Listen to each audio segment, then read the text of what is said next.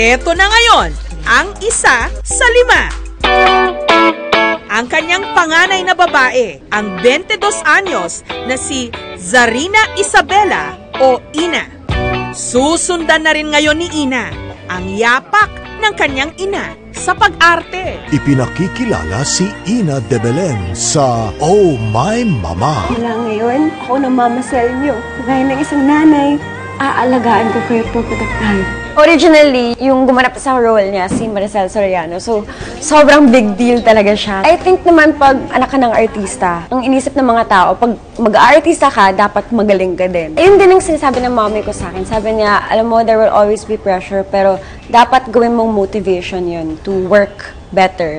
Kamakailan lang, nabalita si Ina dahil sa kanyang pagpapalit ng screen name. The reason why sinabi nila kailangan kong palitan, kasi ang dami na daw estrada sa showbiz industry, and not just in showbiz, pero in politics. And dalawa lang po yung de Belen sa industry, so mas hindi sila mako-confuse. Certified fashionista rin, at dahil tabain daw siya, nahihilig sa high-intensity workouts para maalagaan ang kanyang katawan. Actually, last year lang ako nag-start. Nakasanayan ko na everyday. Pag wala akong ginagawa, pag wala akong work, nag-gym ako, I'm so happy kasi it makes you feel better about yourself. Para naman sa mag-asawang Maricel at Anthony Pangilinan, it's the first time we're gonna do this, the training before the actual marathon. Maliban sa edukasyon, isa pa sa maipapamana raw nila sa kanilang mga anak, pagpapahalaga sa kalusugan. Kaya inengganyo nila ang 5 nilang anak na sumali sa mga triathlon event. Hanggang kalaunan, bumuo na sila ng sarili nilang triathlon team, ang Team Pangilinan. Naging family affair siya. And then, naisip ng mga magulang ko na instead na mag-join kami sa ibang team, mag-form na lang kami ng sarili namin. Kasi anyway, marami naman kami. I enjoyed swimming because during our triathlons, it was what I excelled in the most. It's like me time also because once I'm swimming, walang ibang mga voices or something, you can talk to yourself, you can listen to yourself think. It's just very calming for me. I really enjoy it.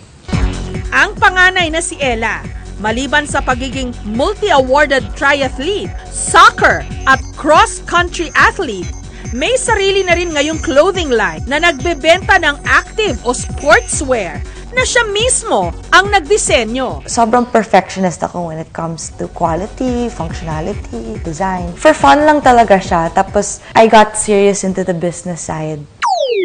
Ang pangatlong anak naman na si Hannah, hilig ang pagbe-video blog at may sarili pang YouTube channel. Gusto namin na yung mapakita talaga yung paano kami pinalaki ng mga magulang namin.